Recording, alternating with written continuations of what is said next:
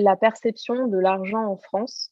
Dans le premier podcast qu'on a fait ensemble, je disais que j'avais, grandi jusqu'à mes 15 ans à l'étranger et je trouve qu'en France, l'argent est un sujet qui est très tabou Mmh. et très mal vu, quoi. En fonction des consultations, où est-ce que je prends le plus de plaisir? Où est-ce que je me sens la plus pertinente, la plus, aidante peut-être? Et c'est là où des fois que l'expertise, se développe, on va dire naturellement. De nos jours, malheureusement, Instagram et Facebook ne font pas dans le social et font plutôt, on appuie sur le bouton au maximum pour générer du chiffre.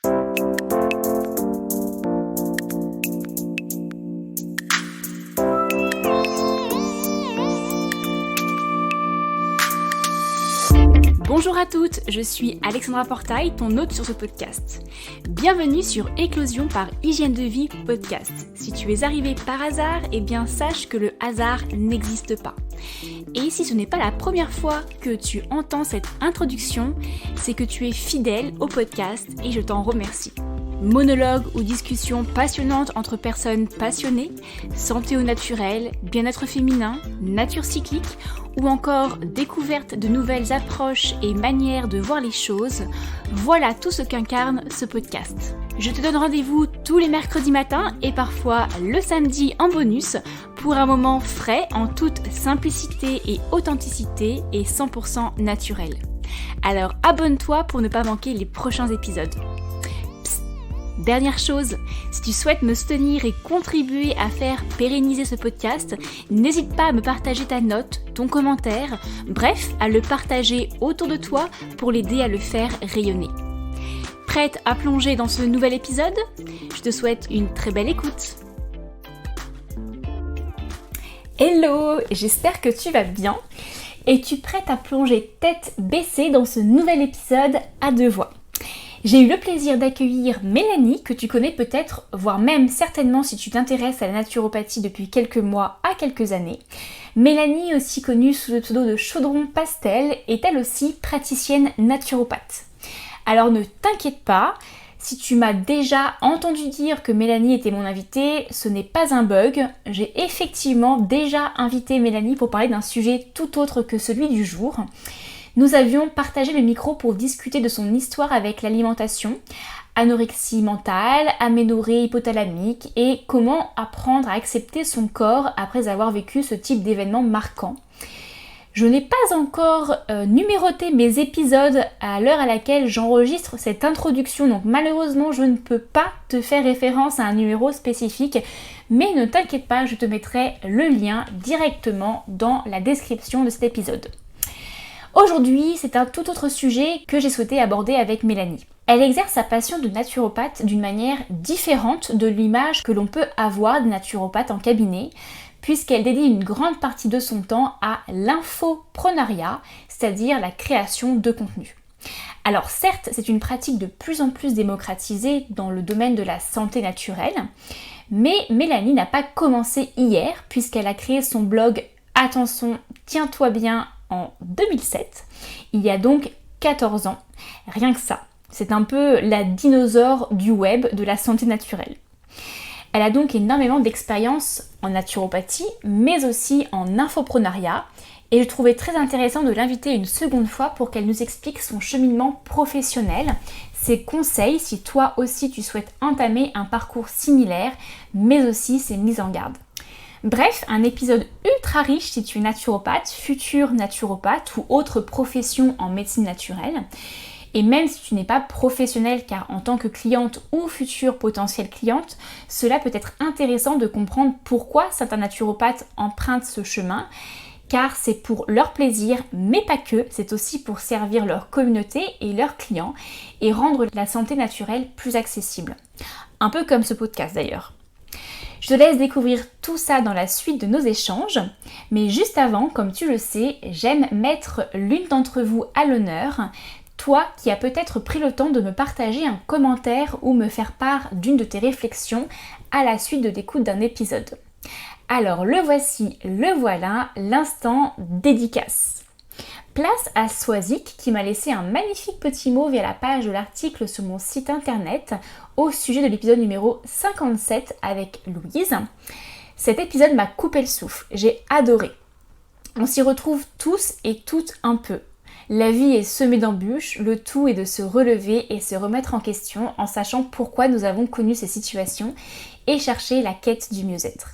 Pourquoi moi, je me croyais si forte? Et si je n'avais pas été là à ce moment précis, quelle personne serais-je aujourd'hui? Merci Héloïse de s'être livrée aussi clairement et sincèrement, à réécouter sans fin. Merci Alexandra, tu nous proposes des sujets tellement passionnants. Eh bien, merci énormément Swazik pour ce beau partage et ce partage de réflexion également. Je suis contente que ces épisodes en duo d'éclosion de belles personnes vous plaisent car je mets du temps à choisir mes invités et je prends énormément de plaisir à les rencontrer. D'ailleurs, si tu veux également partager le micro avec moi, n'hésite pas à me contacter. Et si toi aussi tu apprécies ce podcast et que tu souhaites le soutenir pour qu'il puisse toucher encore plus de femmes, je t'invite à le partager à une amie, voire à le noter sur Apple Podcasts ou iTunes, ou encore à me partager ton avis et peut-être une question que tu te poserais à l'issue de ton écoute en allant sur l'article lié à cet épisode, disponible sur mon site internet hygiènedevie.fr avec le chiffre 2. Allez, assez bavardé, je te laisse rejoindre ma longue et passionnante conversation avec Mélanie. Belle écoute! Bonjour Mélanie. Bonjour. Écoute, je suis vraiment encore une fois très ravie de te retrouver sur le podcast. Alors je dis retrouver parce que pour les personnes qui n'ont peut-être pas encore écouté le précédent épisode que l'on a fait ensemble, eh bien on s'est déjà effectivement rencontrés. Écoute, voilà, je suis vraiment très contente de faire cet épisode qui va être un sujet vraiment complètement différent, mais qui fait partie également de la vie, notamment de la tienne. Avant toute chose, est-ce que tu pourrais me dire, comme tu l'as fait pour le précédent épisode, mais on n'est pas la même semaine, comment tu vas aujourd'hui? Vraiment, comment tu vas en toute transparence et honnêteté? Eh bien, écoute, ça va très très bien. Je suis sur un petit nuage, on est en automne, il fait beau, tout va bien. Super. Bon, écoute, c'est une bonne journée pour moi alors pour ce podcast. Alors avant d'entrer dans le vif du sujet, est-ce que tu pourrais nous rappeler un peu brièvement quelle femme est Mélanie, un petit peu ton univers autour de Mélanie de Chaudron Pastel? Avec plaisir. Donc ça fait 9 ans et demi que je suis naturopathe, bientôt 10. Je suis enseignante en naturopathie depuis 3 ans dans une école suisse. Je suis également créatrice de contenu, j'ai un blog, une chaîne YouTube et sur Instagram, c'est le réseau social que j'utilise principalement. Et je suis également autrice de 2 livres, bientôt 3, le 3 sort en 2022. Et je pense que j'ai fait le tour. Bon, ça fait de belles casquettes que tu as. Voilà. Alors, pour expliquer un petit peu le contexte, j'ai souhaité partager à nouveau le micro avec toi aujourd'hui pour parler d'un tout autre sujet que celui de la dernière fois qui était plus axé sur ton intimité, ta vie de femme et tes différents passifs autour des troubles du comportement alimentaire, de l'aménorrhée, etc. Donc, pour les personnes que ça intéresse, c'est un précédent épisode. Je n'ai pas encore le numéro parce que je n'ai pas encore hiérarchisé mes épisodes à l'heure actuelle. Mais il y aura Mélanie Chaudron-Pastel qui sera dans le titre. Alors, ce sera simple d'aller le retrouver. Aujourd'hui, je fais plus appel à, on va dire, la professionnelle, riche de, comme tu l'as dit, de plus de 10 ans d'expérience qui est en toi, pour nous expliquer un peu plus ton cheminement professionnel, justement, et tous tes bons conseils, tes astuces et aussi tes mises en garde. Parce qu'en fait, tu as développé, comme tu l'as dit déjà brièvement, énormément de casquettes. Et je sais que sur le podcast, il y a aussi beaucoup de personnes qui sont soit déjà naturopathes, soit en devenir, ou même tout simplement peut-être en reconversion professionnelle dans certains métiers. Et donc peut-être à la création d'une future entreprise, auto-entreprise, autre type de statut, peu importe.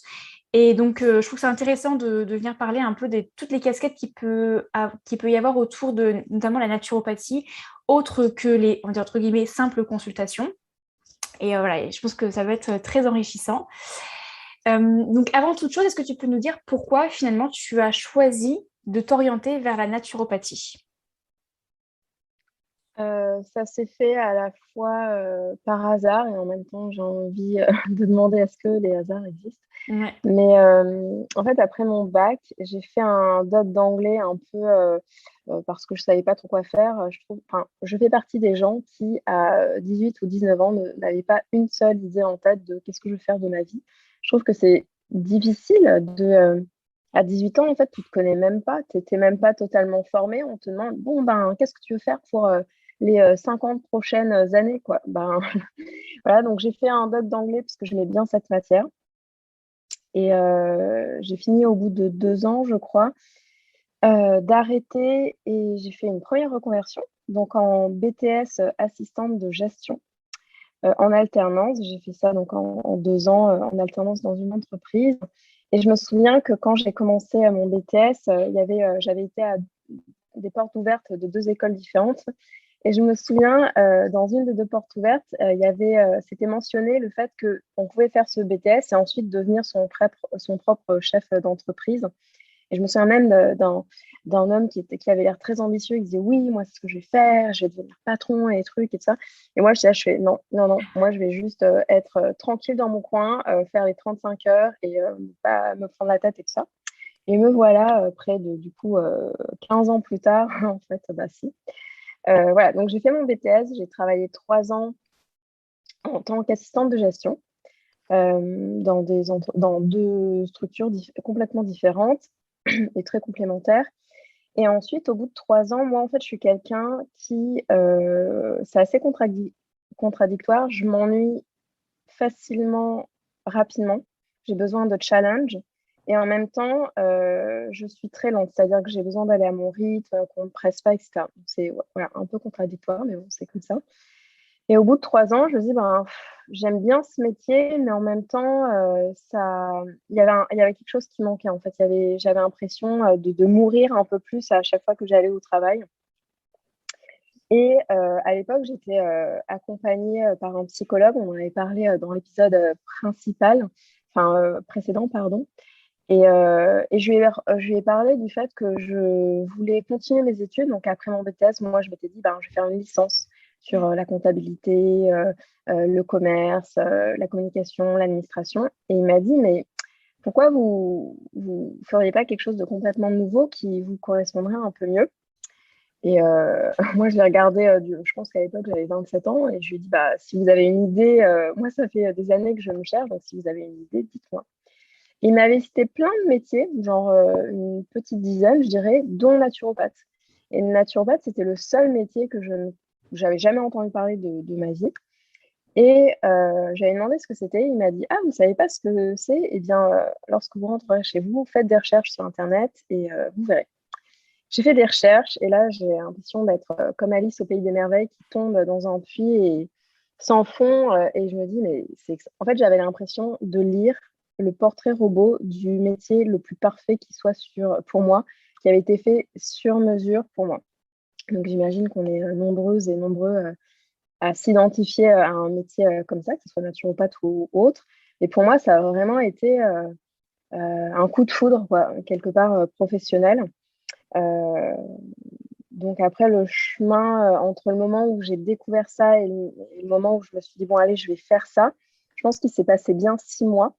Et après, j'ai encore attendu 1 an avant de commencer mes études. J'ai mis de l'argent de côté. J'ai comparé plusieurs écoles. J'ai été aux portes ouvertes également, etc. etc. Et après, je me suis lancée. Et puis après, j'ai créé mon entreprise. Voilà. Ok.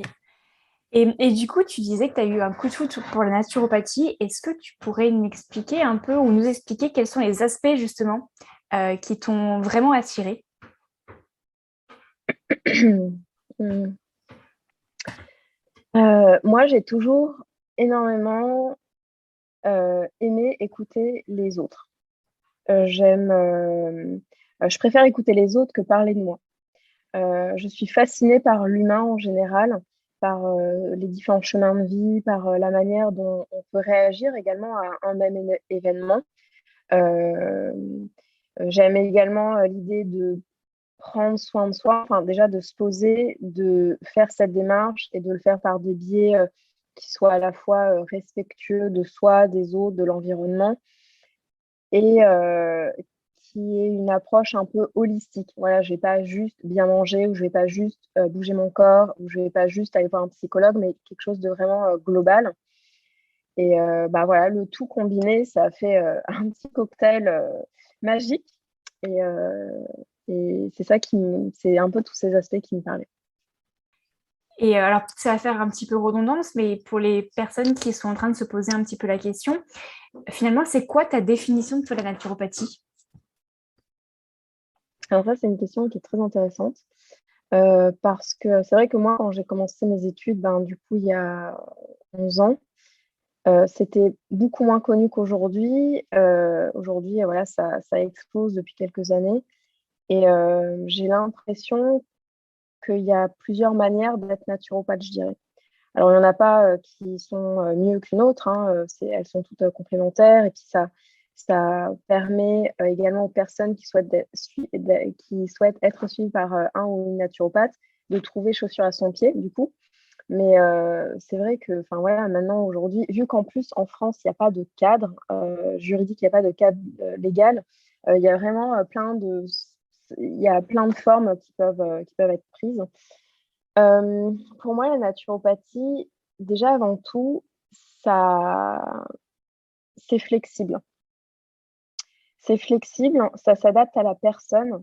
Moi, je trouve que je vois beaucoup trop souvent des naturopathes qui disent mangez du cru, mangez du vivant, prenez des jus, faites de la détox et des trucs comme ça. Et moi, ça me fait hérisser un peu le poil à chaque fois parce qu'il y a des personnes.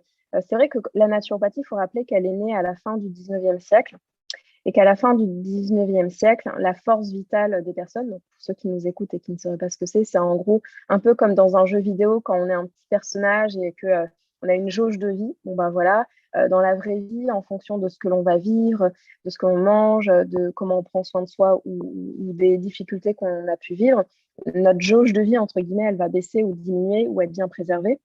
Enfin, pardon, baisser, augmenter ou être bien préservée.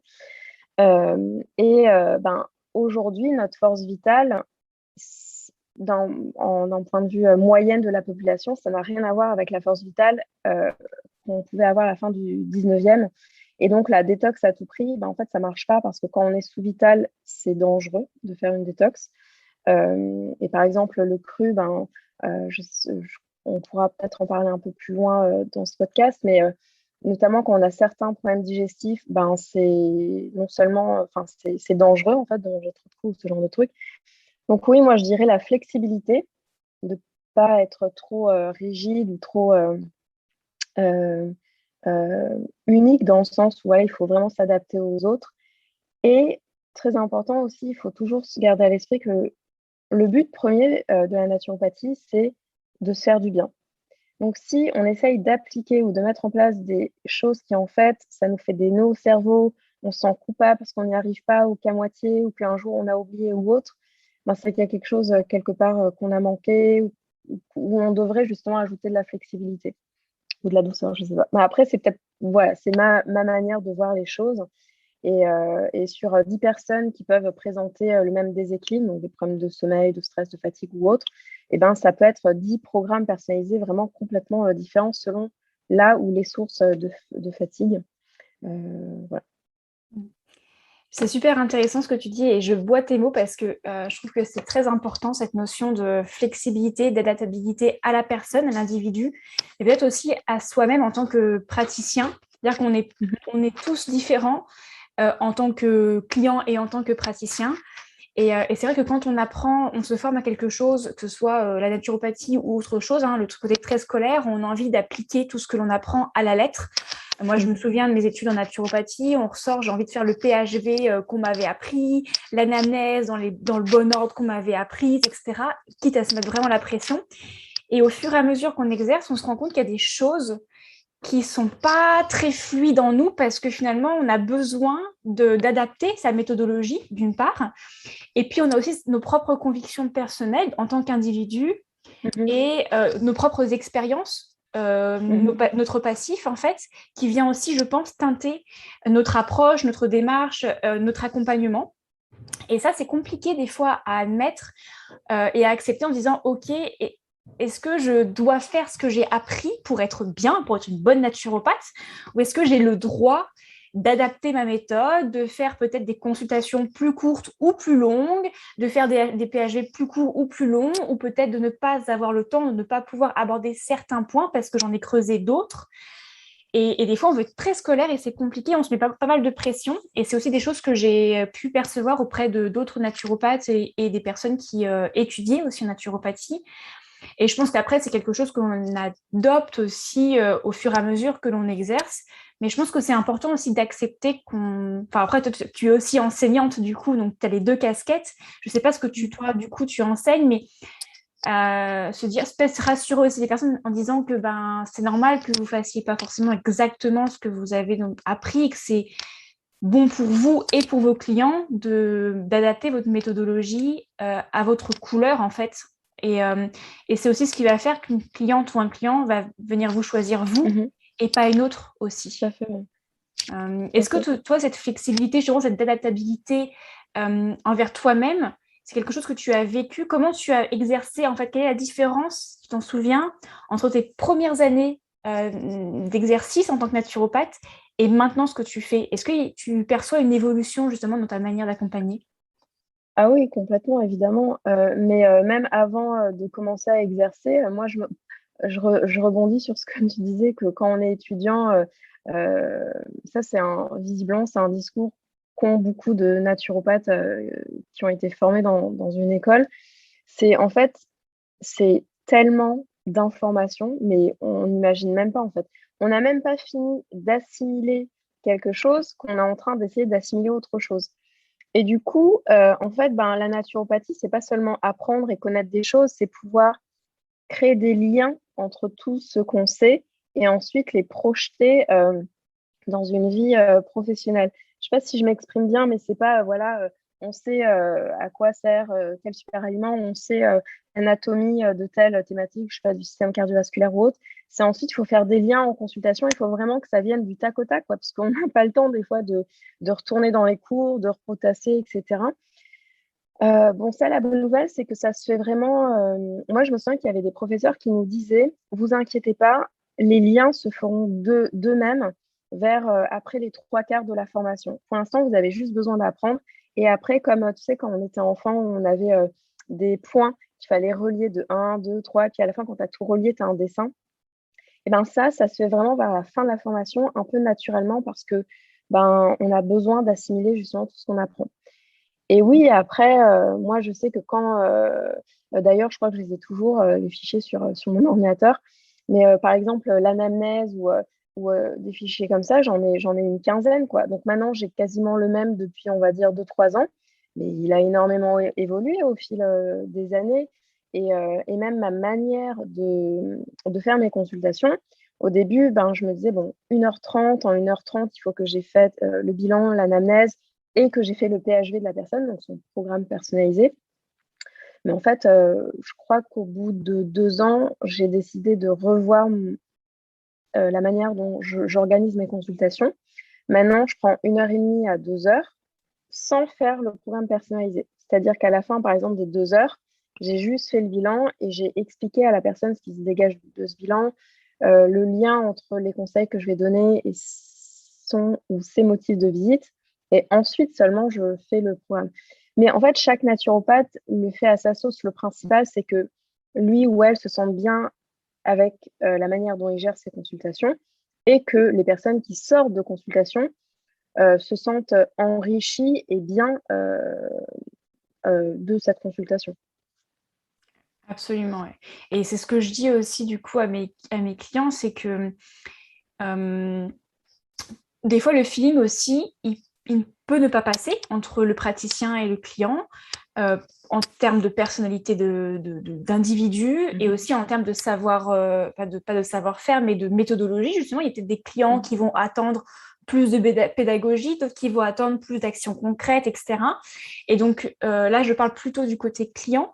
Consultant, sentez aussi vous libre de changer après, de réitérer une expérience en naturopathie ou dans d'autres types de thérapie.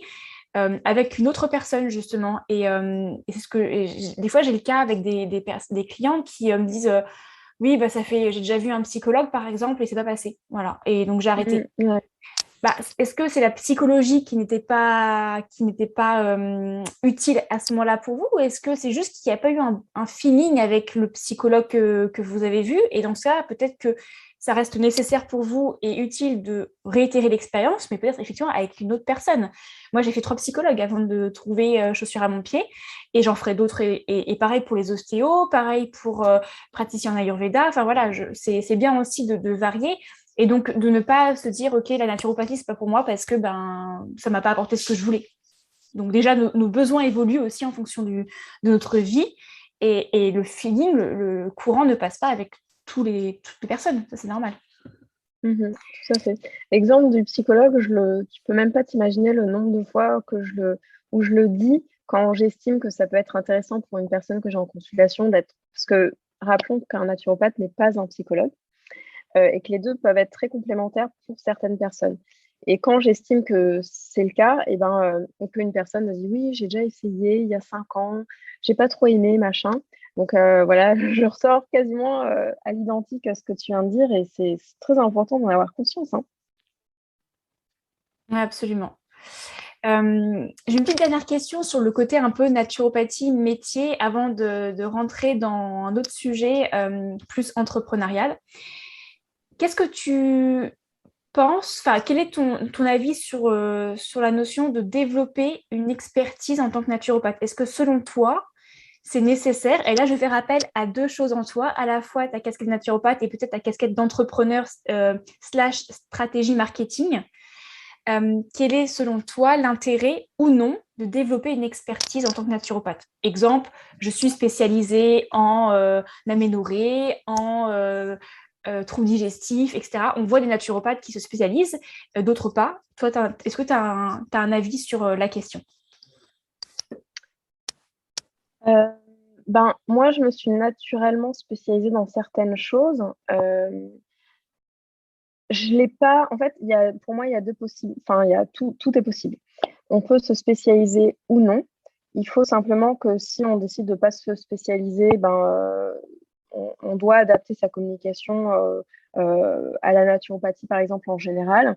Et si on se spécialise, ça peut être soit en lien avec des choses qu'on a personnellement vécues, ou soit en lien avec des choses qu'on a tout simplement envie d'approfondir. Les deux sont possibles. Peut-être que certains qui regardent ça par un prisme un peu commercial, enfin je sais pas comment dire, mais un peu développement de son activité, se dit si on a une expertise, on va attirer à soi, on a plus de chances d'attirer à soi une certaine clientèle. C'est peut-être plus intéressant à ce niveau-là, je sais pas. Mais pour moi, vraiment, tout peut être possible. Ce qui compte, c'est ce nous, on a envie de faire. Ok. Moi, je pense que par rapport à ce que j'ai pu vivre, c'est vrai que j'ai commencé par, en tout cas en termes de communication, me dire naturopathe sans spécialisation, on va dire, particulière. C'est au fur et à mesure, après, de mes expériences, on va dire, de ma petite expérience par rapport à toi, ça reste quand même une petite expérience, mais qu'en fait, j'ai développé mon expertise et c'est là aussi, c'est là où je remercie mes clientes parce qu'au final, j'ai attiré à moi des problématiques que je n'avais pas visées à la base, mais c'est simplement, en fait, qui ont été carrément en lien avec mon expérience passée et personnelle. Et c'est comme ça que je me suis dit, waouh, c'est incroyable en fait ce qu'on attire à soi sans forcément le vouloir. Et aussi, en fonction des consultations, où est-ce que je prends le plus de plaisir, où est-ce que je me sens la plus pertinente, la plus aidante peut-être. Et c'est là où des fois que l'expertise se développe, on va dire, naturellement, sans forcément se dire, OK, alors aujourd'hui, je vois qu'il y a beaucoup de soucis digestifs, donc du coup, marketingment parlant, ce serait vachement mieux quand même que je me... Est-ce que c'est vraiment... Non, je pense qu'en termes de marketing et de réussite professionnelle, c'est pas forcément une stratégie ultra nécessaire. Par contre, si expertise il doit y avoir, selon moi, elle arrivera naturellement en fonction de comment, là je m'adresse aux personnes qui nous écoutent, mais de comment, de quel type de clients vous allez attirer à vous, de quel type de consultation au cours desquelles vous allez prendre le plus de plaisir aussi. Et c'est peut-être que là que Mhm. vous aurez des affinités, en fait, qui vont se développer naturellement. Mhm. Ouais, Voilà. je pense que tu as raison. Alors, du coup, on va continuer un petit peu à dérouler la pelote. Donc, je les rappelle, tu as pas mal de supports différents. Tu as un blog, une chaîne YouTube, un compte Instagram, des livres. Tu as aussi récemment dit dans tes vlogs, justement, sur YouTube, que tu allais créer des affiches. Donc, Mhm. voilà, tu fais beaucoup de création de contenu autour de la santé naturelle, de la naturopathie, en plus de tes consultations. Donc, c'était X casquettes, justement, comme tu le disais. Bref, donc tu as multiplié tous ces supports de communication, plein de choses que tu partages. Pourquoi avoir opté pour cette création massive, entre guillemets? Alors, massive, c'est pas péjoratif, hein, mais c'est juste que ça fait beaucoup. Qualitative mais massive. Pourquoi avoir opté pour cette création d'informations au-delà et en plus de tes accompagnements en naturopathie? Euh, En fait, ça s'est fait assez naturellement. D'ailleurs, on pourra peut-être parler de comment tout ça s'est créé, etc. Mais euh, c'est vrai que, en fait, par exemple, dans l'introduction, quand j'ai cité toutes les différentes casquettes, ou là, quand tu les as redits, c'est vrai que comme ça fait beaucoup. Après, moi, au jour le jour, je ne fais pas une tâche ou une activité pour absolument toutes mes casquettes, sinon, ben, je pense que je serai plus de ce monde. Mais voilà, je vais alterner, je vais jongler entre les différentes casquettes, entre des projets qui sont en cours, entre mes rendez-vous, entre plusieurs facteurs qui influent sur mon organisation. Et en fait, tout ça s'est fait vraiment de manière naturelle et dans le temps. C'est-à-dire que j'ai pas, quand j'ai créé mon entreprise, tout d'un coup, j'ai créé les trois et j'y suis allée à fond les ballons. J'ai d'abord créé mon blog en 2007. Donc à l'époque, c'était vraiment un blog personnel. À l'époque, d'ailleurs, je ne savais même pas ce que c'était que la naturopathie. Donc c'était vraiment comme ça, pour le fun, pour moi-même, pour partager des recettes. Et je l'avais créé parce que je voulais commencer à apprendre à cuisiner. Et vu que j'ai toujours été très très geek depuis toute petite, plutôt que de prendre un cahier et de retranscrire les recettes que j'essayais avec des petites notes personnelles à chaque fois, bah, j'ai fait ça sur un blog parce que je tape très vite à l'ordinateur et voilà. Donc c'est vraiment comme ça que ça s'est fait. Ensuite, en 2011, j'ai créé mon compte Instagram. Là aussi, donc du coup en 2011, enfin, c'était il y a 10 ans, Instagram, c'était pas du tout ce que c'est aujourd'hui. À l'époque, il n'y avait pas grand monde, il y avait encore ces vieux filtres. Là, on publiait que des hashtags, on mettait même pas de texte et tout ça. Donc, tout ce qui était format vidéo, tout ça, ça n'existait pas. Et je pense que la chaîne YouTube, c'est peut-être le seul format que j'ai décidé de faire pour des raisons, entre guillemets, professionnelles. Mais bon, finalement, je pense que ma chaîne YouTube, je l'ai fait en 2016. Donc, ça fait 5 ans et j'ai créé, je ne sais pas, une vingtaine ou une trentaine de vidéos. Donc, sur ce laps de temps, c'est pas énorme non plus, quoi. Donc, c'est vraiment de manière naturelle et ça s'est créé comme ça. Je pense que ce qui a aussi, pour répondre à ta question, c'est à la fois mon côté geek, tout ce qui est support informatique, j'adore, et à la fois mon amour du partage et de la transmission. Les deux combinés, ça fait que naturellement, les formats ont poussé un petit peu comme des champignons. Mhm. Est-ce que tu as créé ces différents supports au fur et à mesure par rapport à tes envies vraiment personnelles ou est-ce qu'il y avait aussi une demande de la part de ta communauté, de ta clientèle? Par exemple, Non, à chaque fois, ouais, excuse-moi, par vas-y. exemple, justement, tu disais dans ton dernier vlog, je vous invite vraiment à aller voir les vlogs, d'ailleurs, c'est super intéressant. Euh, Tu disais qu'il y avait des personnes, notamment de ta communauté, qui te demandaient si tu allais lancer ton podcast. Et Ouais. tu disais que c'était pas encore forcément d'actualité dans ta tête. Est-ce que c'est vraiment, enfin, aujourd'hui, est-ce que c'est fermé parce que tu n'as pas envie ou est-ce que tu laisses la porte ouverte parce que tu sens qu'il y a quand même une demande et que ça pourrait être un support supplémentaire? Ce qui m'a toujours guidée, ça fait peut-être très bisounours, hein, mais bon, ça a toujours fonctionné, donc je continuerai jusqu'à ce que ça soit, enfin, jusqu'à ce que ça me parle à moi. C'est mon cœur. Si j'ai envie de le faire, je le fais. Si j'ai pas envie de le faire, je le fais pas. Même s'il y a de l'attente, parce qu'en fait, si j'écoutais mes lecteurs, j'aurais fait des articles sur 1 milliard de sujets, j'aurais fait un podcast, j'aurais fait des ateliers, des réunions, des stages, tout ce que tu veux, tu vois.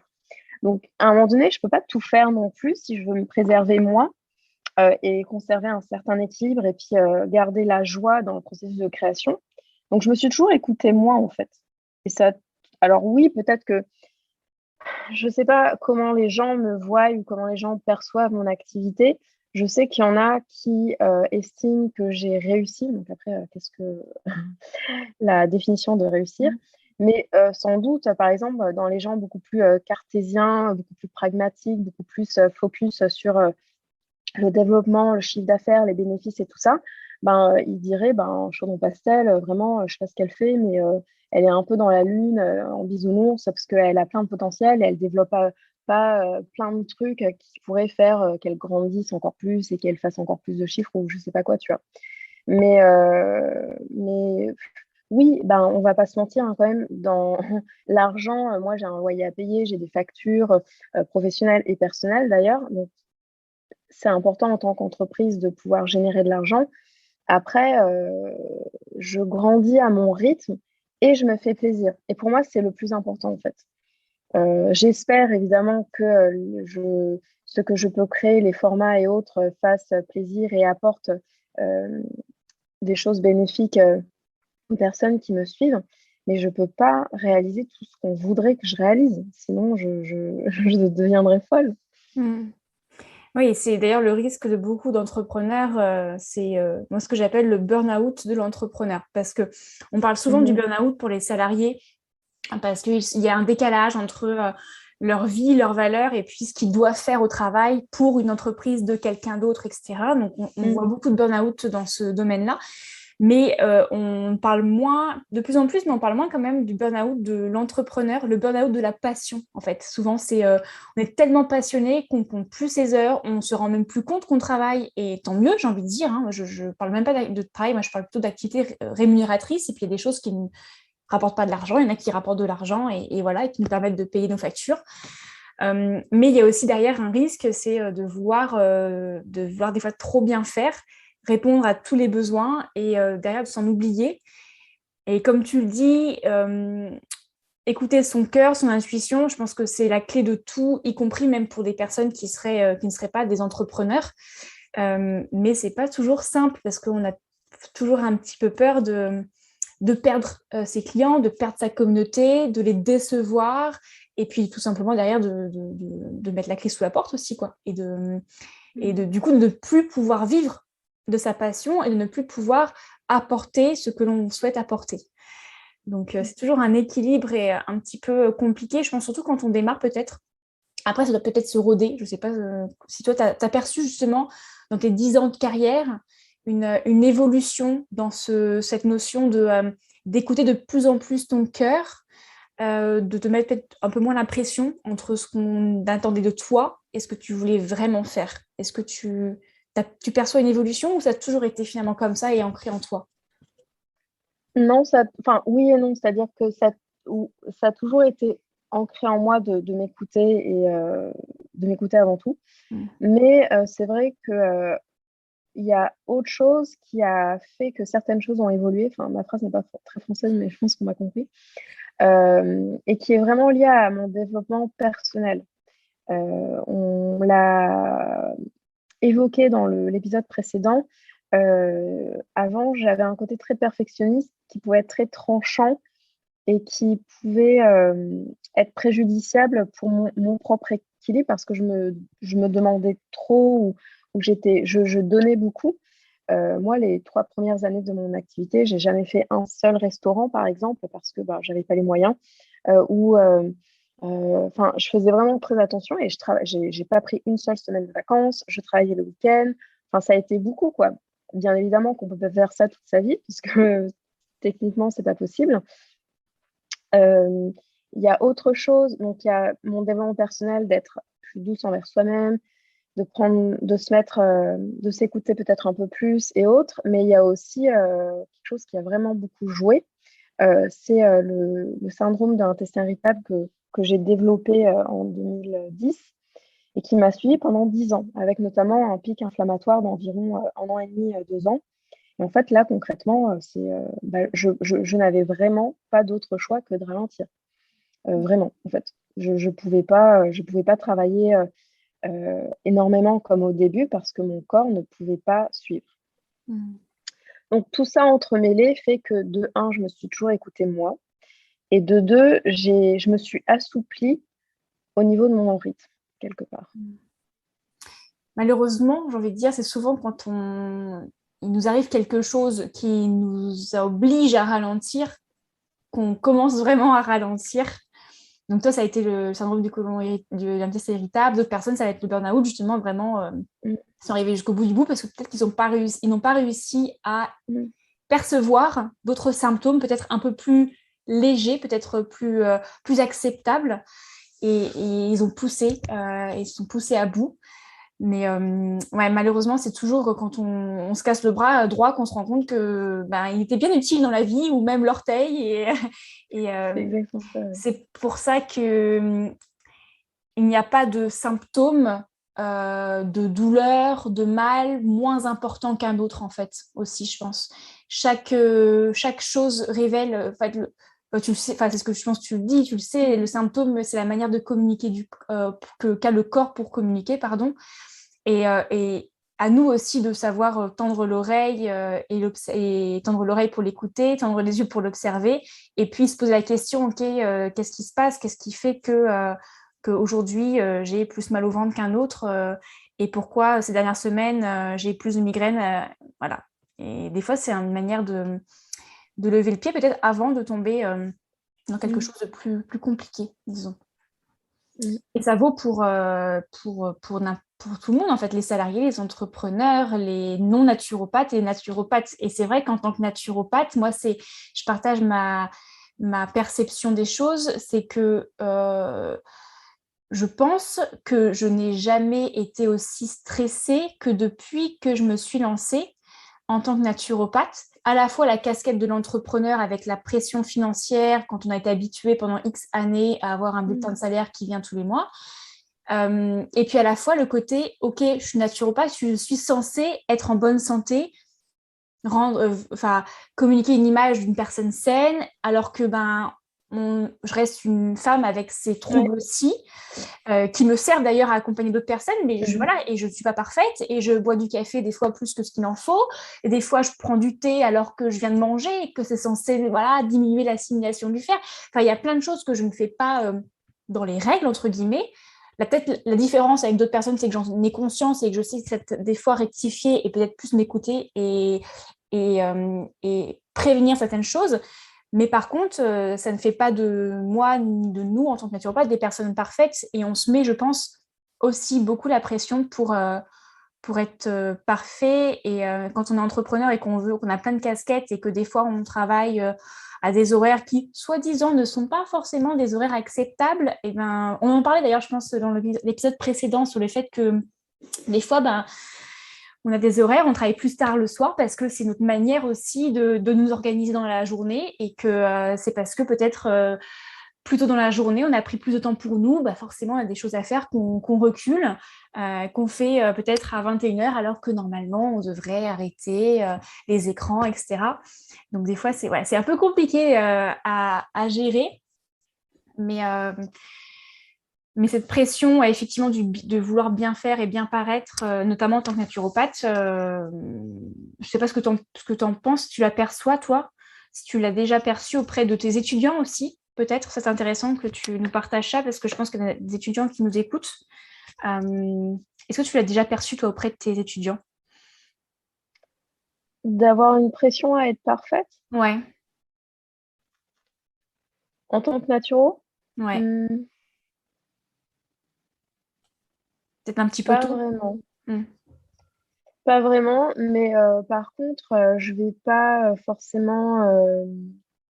Non, je pense que ce soit auprès de mes étudiants ou par exemple sur les réseaux sociaux ou autres, je souligne le fait que on ne peut pas être parfait et que c'est OK. Donc ça implique, enfin ça m'implique moi également, bien évidemment. Mhm. Euh, Par contre, je vais pas, et ça je pense que c'est un choix, je vais pas partager sur les réseaux sociaux euh, toutes mes faiblesses parce que ma communauté, c'est pas mes psychologues en fait. Hmm. J'ai une psychologue personnelle, j'ai une coach professionnelle, j'ai ma meilleure amie et mon fiancé qui sont, comment on dit en français, très soutenants et très à l'écoute et non jugeants, etc. Donc, moi, ça me suffit. Après, mes problèmes personnels ou liés à mon activité, j'ai une équipe qui gère ça, en fait. Par contre, ça ne va pas m'empêcher, et je l'ai fait plein de fois, de partager des traits de caractère qui sont très vulnérables. Ce qui n'est pas pareil avec le fait d'être parfois, par exemple, je parle de mon hypersensibilité, de mon introversion, de mon besoin de douceur, de plein de choses qui sont voilà, des traits de caractère qui montrent une certaine vulnérabilité parce qu'on est humain.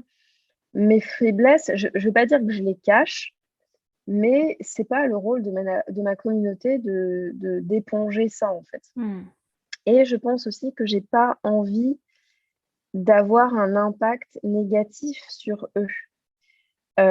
Donc si des fois quand ça va pas, bah, je vais pas forcément le dire, pas parce que parce que j'ai envie que mon Instagram soit tout beau et que les gens pensent que ma vie est parfaite, pas du tout, mais plutôt que ben j'ai pas envie d'avoir un impact négatif sur eux. J'ai envie que quand ils voient, je sais pas, une story ou un post de moi, que ça leur fasse du bien et pas que ça les tire vers le bas. Hmm. Bon, voilà. Ok. Pour revenir on est un peu parti en cacahuète, disons, mais c'est de ma faute. Pour revenir sur tes différents supports de communication, tu nous as expliqué un petit peu justement enfin, le cheminement et la progressivité que tu as mis pour les créer au fur et à mesure.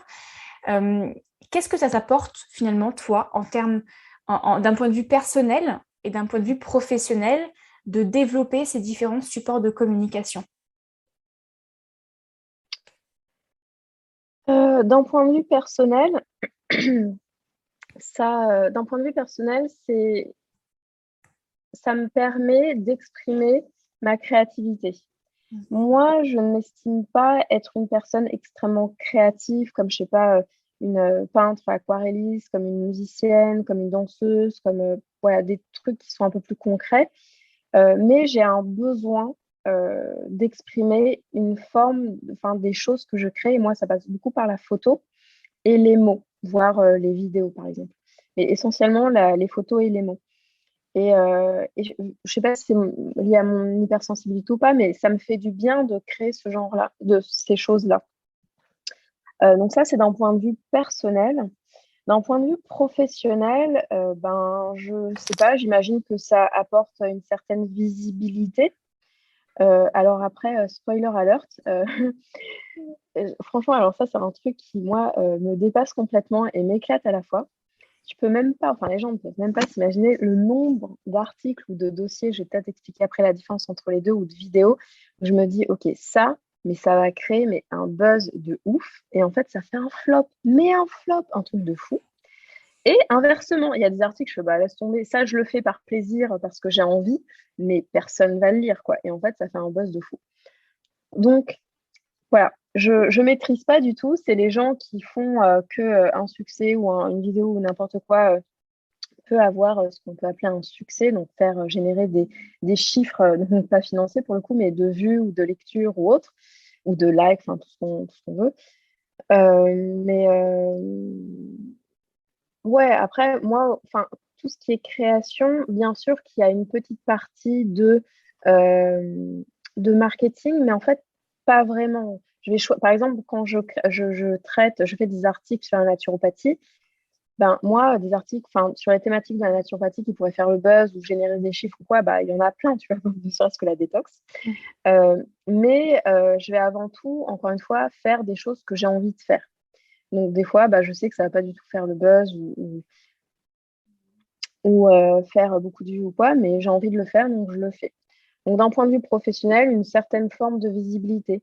Après, il y a quelque chose aussi que j'ai remarqué. Je pense que c'est très bien, du coup, parce que ça attire à moi les personnes qui ont peut-être besoin de moi et moi qui peut être utile pour ces personnes-là. Mais je le fais d'une manière, enfin, j'utilise des mots ou des expressions où j'aborde des sujets qui est, je pense, un peu atypiques et puis enfin, que je cherche pas à être atypique, qui sont simplement moi.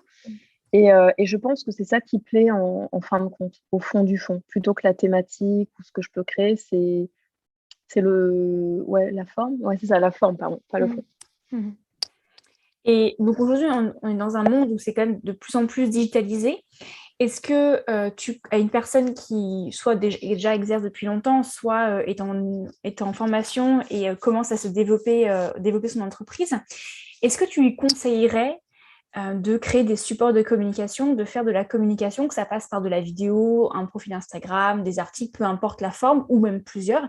Est-ce que selon toi, c'est quelque chose que l'on devrait faire aujourd'hui, ou est-ce qu'aujourd'hui, on peut très bien avoir un succès en tant que naturopathe, comme tu disais, succès dans le sens où on peut en vivre tout simplement, sans nécessiter de développer des supports de communication?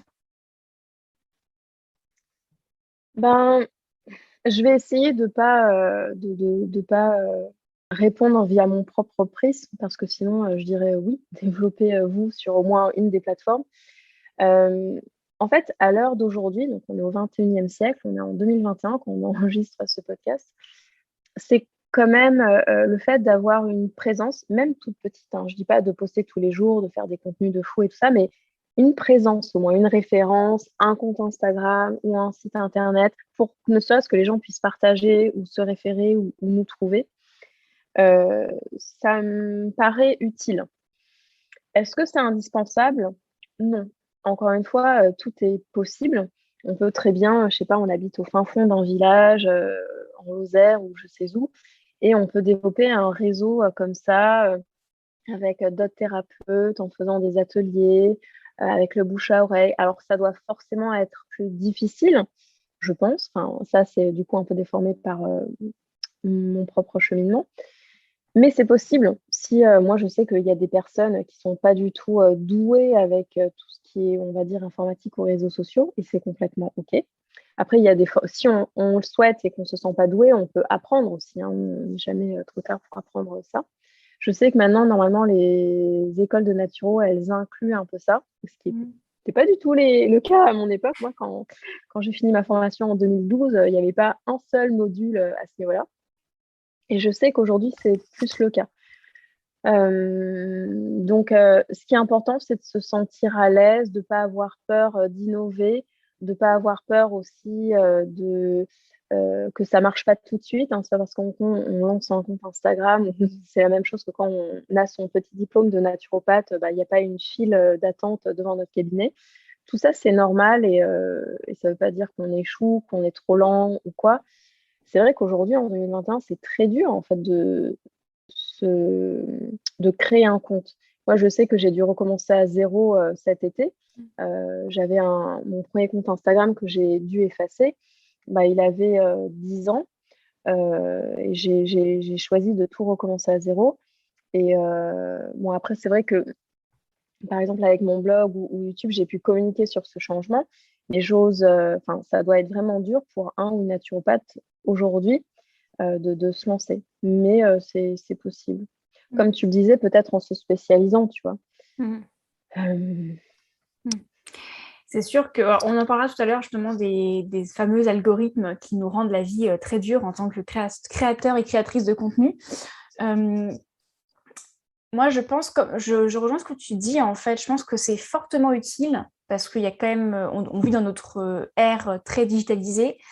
Et ce que moi j'ai perçu, c'est que la communication, alors en fait, il y a toujours eu de la communication. Avant, c'était des cartes de visite, des flyers. mhm, Maintenant, c'est mhm, plus digitalisé tout mhm, simplement. Et finalement, mhm, on peut parler à plus de monde.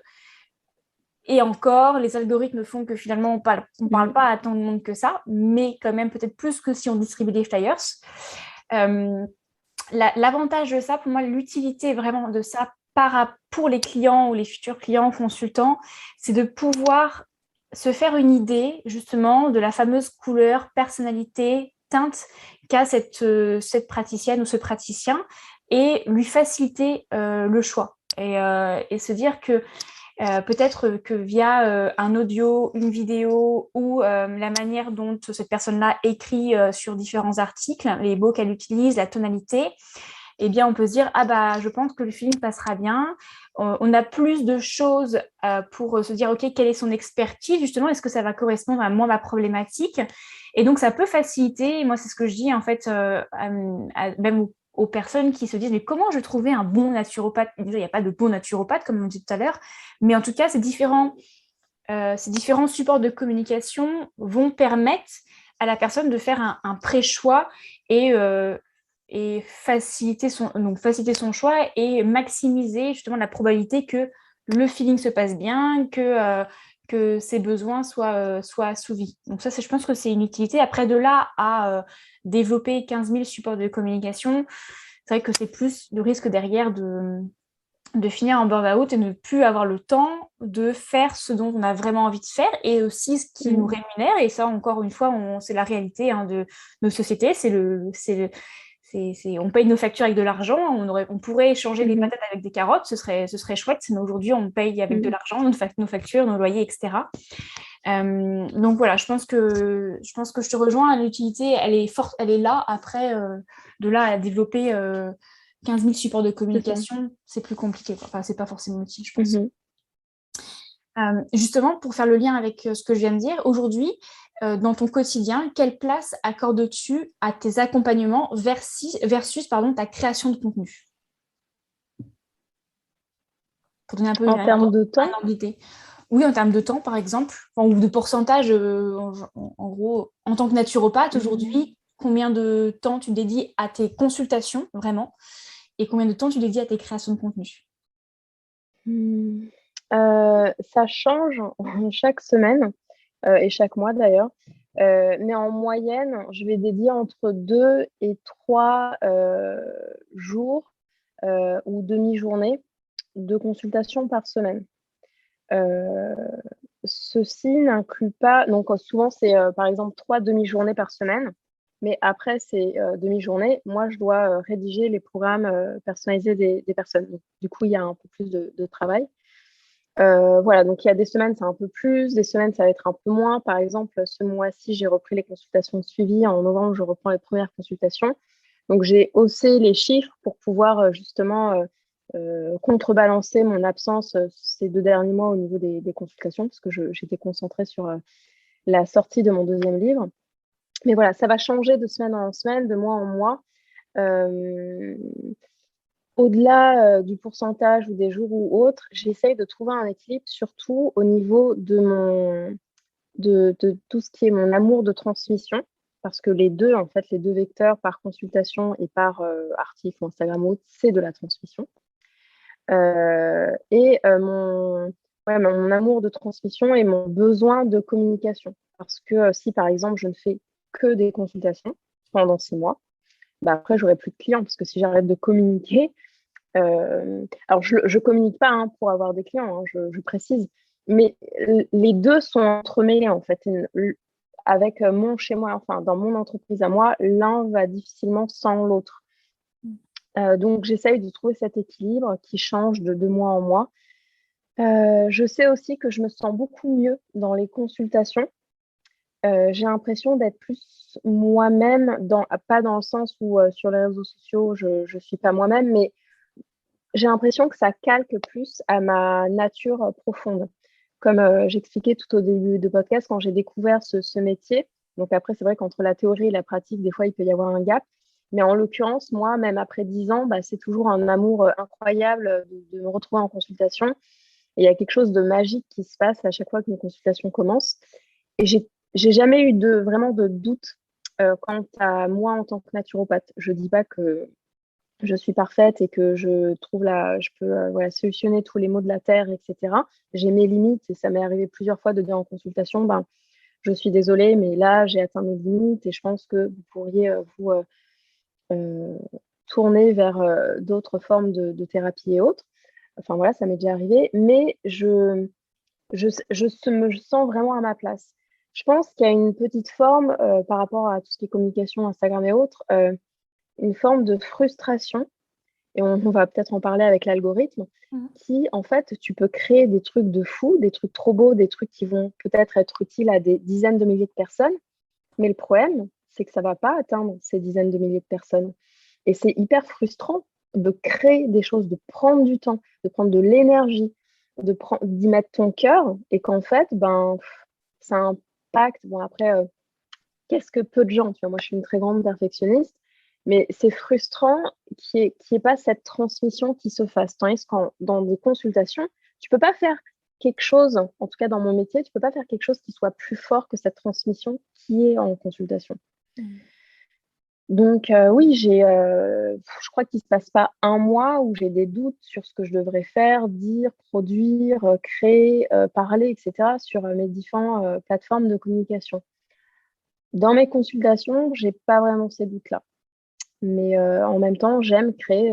J'avais lu un livre qui s'appelle Big Magic de Elizabeth Gilbert sur la création, et qui dit que voilà, tous les artistes, des fois, c'est hyper difficile de sortir quelque chose et ils remettent toujours en cause et machin. D'ailleurs, ça m'a un peu rassurée quand j'ai lu ce livre. Je me dis, bon, très bien, on est tous dans le même bateau, donc tout va bien, tout est normal. Mais voilà, c'est au-delà de cet équilibre de temps, c'est aussi un équilibre de cœur, je dirais. Juste pour information, aujourd'hui, pour une personne, pour un client, tu passes combien de temps? En consultation, je parle.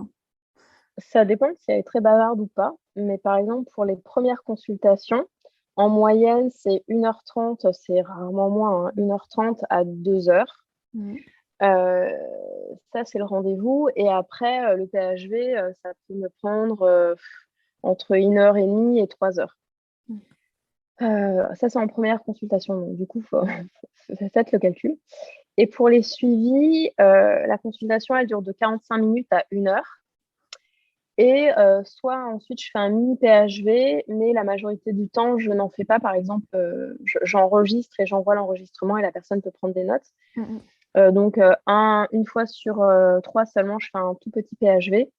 Et le tout petit PHV, il va me demander 20 minutes, par exemple. On ne se rend pas compte, pour les personnes qui n'ont peut-être jamais consulté une naturopathe ou un naturopathe, c'est vrai que il y a beaucoup de temps. Enfin, la consultation, et comme on dit tout à l'heure, c'est une approche holistique, donc on vient creuser pas mal de choses. Et derrière, effectivement, alors selon comment font les naturopathes, des fois c'est en séance, des fois c'est post-séance, mais ça prend aussi énormément de temps. C'est ce qui explique aussi les tarifs qui ne sont pas des tarifs de médecins, disons, et qui peuvent surprendre. Mais en tout cas, on comprend maintenant un peu mieux. Rappelons aussi que sur les honoraires, par exemple, les honoraires des naturaux, moi, je sais que j'ai le statut d'entreprise individuelle, donc je ne suis pas auto-entrepreneur. Donc, il y a 40% de tout ce qu'on verse qui va à l'URSSAF et à la CIPAV. Voilà, une petite précision tout de même. Ouais. Non, c'est... Donc, ça fait un taux horaire net qui n'est pas hyper élevé non plus quand même. Ouais, c'est très important ce que tu dis. Moi, je viens tout juste justement de changer de statut parce que la micro-entreprise n'était plus rentable pour moi. J'avais beaucoup trop de charges par rapport à ce que je percevais, puisqu'avec les créations de contenu, tu payes des logiciels, tu payes des hébergeurs, tu payes tout ça, etc. Et au final, derrière, tu payes plus de cotisations URSSAF que par rapport à ton chiffre d'affaires. Le changement de statut, justement, te permet, en fonction du statut, de pouvoir uniquement payer des charges ton bénéfice, mais après, tu peux éventuellement aussi redevoir la TVA, etc., et toutes les cotisations sociales dont tu mentionnes. Donc, oui, effectivement, c'est derrière ce que l'on fait payer, ce que l'on facture n'est pas ce que l'on perçoit. Et en même temps, on doit aussi... moi, je sais que je suis en pleine réflexion, mais il y a aussi après le pouvoir d'achat des personnes, clairement, qui rentrent en jeu. Il y a des personnes qui n'ont pas les moyens de pouvoir se payer des consultations à 70, 80 ou plus de 100 euros. Et c'est là aussi, je pense, et c'est aussi pour ça moi que je le fais, c'est là aussi que la création de contenu peut permettre une sorte d'accessibilité à certaines informations, alors pas spécifiques, pas individualisées. Donc, apprendre avec des pincettes, comme manger cru. Oui, mais si moi j'ai un problème avec vos intestins, est-ce que je dois vraiment manger cru? Pas forcément. Mais en tout cas, ça permet de rendre accessible la santé naturelle, la naturopathie, à faible coût, puisque ces contenus sont gratuits pour les personnes qui les consomment, pas pour nous qui les créons, mais pour les personnes qui les consomment. Et donc, c'est une manière aussi à nous, en tant que naturopathes, de communiquer des choses, de rendre accessibles certaines choses. Et derrière, effectivement, les consultations sont, elles, un peu plus chères parce que ça prend du temps, parce qu'il y a des cotisations sociales, etc. Mais c'est effectivement une très bonne remarque. Alors justement, avant de parler de la frustration que tu as mentionné juste avant par rapport aux algorithmes, ça pourrait être intéressant pour bien comprendre cette frustration en question, que tu nous expliques un petit peu le processus derrière la création d'un article ou d'une vidéo. Embarque-nous un peu dans tes coulisses. Comment ça se passe? Quelles sont les différentes étapes? Le temps que tu dédies? Comme ça, on comprendra un peu mieux aussi cette fameuse frustration. Pour mes articles de blog ainsi que mes vidéos, j'ai un document, donc un document Word tout bête, qui est une sorte de modèle sur ce que je dois faire ou remplir avant de publier un article. Donc les mots-clés comment on dit, SEO. Voilà, SEO. Le titre, les catégories auxquelles je vais rattacher à mon blog, les tags, je sais pas, l'intro, le type de photo que je vais faire, donc pour préparer les séances photos, etc. Et pour la vidéo, bon, c'est un peu la même chose, toutes les différentes étapes de montage de vidéo. Pour les dossiers, donc dans mon blog, il y a des articles et il y a des dossiers. C'est quoi la différence entre les deux? Un article, c'est plus ou moins court, enfin ça a une longueur entre courte et moyenne, on va dire. Et un dossier, c'est quelque chose de très conséquent et qui est chapitré. Par exemple, j'ai créé un dossier sur le sommeil. Je crois qu'il y a 3 parties différentes. Chaque partie est dédiée à une thématique liée au sommeil. Un dossier sur les culottes menstruelles, là, il y a carrément 7 parties différentes. Voilà, donc il y a plusieurs choses. Donc un dossier, ça me prend plusieurs mois de recherche, de contact de marque, de recherches scientifiques, naturaux, dans des ouvrages et autres, les photos. Donc, c'est vraiment plusieurs mois. Souvent, c'est un travail aussi que je fais avec une graphiste. Donc, je vais rémunérer une graphiste pour qu'elle crée des infographies. Donc, la création du contenu, au-delà du temps et de l'énergie que j'y mets, ça me coûte également de l'argent. Tandis qu'un article, ça peut me prendre entre 1 à 3 journées de travail. Et une vidéo, ça va me prendre entre une demi-journée de travail, si c'est une courte vidéo assez simple, jusqu'à 2 journées de travail, s'il y a beaucoup de montage, beaucoup de types de plans différents et autres. Et concernant Instagram, je le fais un peu plus au feeling. Le seul truc que j'essaye de faire, c'est qu'il y a une photo sur 2 avec moi et sans moi. Mais voilà, c'est le seul truc que je fais. Sinon, le reste, c'est je parle de ce que je veux, quand je veux, selon mes envies, mon inspiration et tout ça. Donc, on voit finalement, le travail conséquent qu'il y a derrière un contenu qui est gratuit finalement pour les personnes et qui n'est pas forcément pour toi en fonction du contenu que tu crées et du temps que tu y passes. Et ça vient aussi, notamment tes dossiers sont ultra complets. Enfin, quand tu parles de dossiers, c'est des choses qui sont très conséquentes et ça vient aussi expliquer les tarifs que tu peux appliquer en consultation, comme on disait juste avant. Parce que clairement, derrière, tu proposes des choses qui sont ultra complètes et qui sont, elles, accessibles. Donc forcément, derrière, il faut que tu puisses te rémunérer. Et d'ailleurs, petit aparté sur le fameux dossier des culottes menstruelles, je l'ai mentionné la semaine dernière ou cette semaine sur Instagram. Franchement, merci, parce que moi, j'étais vraiment en manque de culottes. Je passais mon temps à les laver, etc. Donc, il faut vraiment que j'en achète. Et je ne savais pas par où commencer, en fait. Enfin, je ne savais pas quelle marque prendre. Alors, je connaissais les critères, sauf qu'au bout d'un moment, en fait, tu as un peu la flemme de faire toutes les marques. Donc, tu tapes sur Google culotte menstruelle et là, tu croises les doigts pour que ça aille bien et que tous les critères soient OK. Et donc, je me suis dit, mais je vais aller voir ce qu'a fait Mélanie, et tu as fait un super tableau qui récap tout, enfin pas toutes les marques, mais beaucoup de marques avec des critères ultra pertinents, et ça permet vraiment ça pré-mâche le travail, quoi. D'ailleurs, tu laisses le choix aux personnes tu as encore beaucoup de marques impossibles, mais en fonction des critères, c'est un tableau à plusieurs entrées. Et bien, ça permet vraiment de faire un choix beaucoup plus éclairé, et franchement, tu as fait un super travail. Donc, pour toutes les femmes qui sont à la recherche de protection plus naturelle, et notamment des culottes menstruelles, et que vous êtes perdus, allez sur le site de Mélanie, son dossier culottes menstruelles. Franchement. Merci beaucoup. Est-ce que je peux juste faire une petite aparté par rapport au prix de mes consultations? Oui, vas-y. Absolument. C'est vrai que mes tarifs sont un peu élevés, mais enfin, moi, quand j'ai fait ce choix-là, j'ai changé mes tarifs, je crois que c'était en 2015, quelque chose comme ça, donc c'est les mêmes depuis environ 6 ans.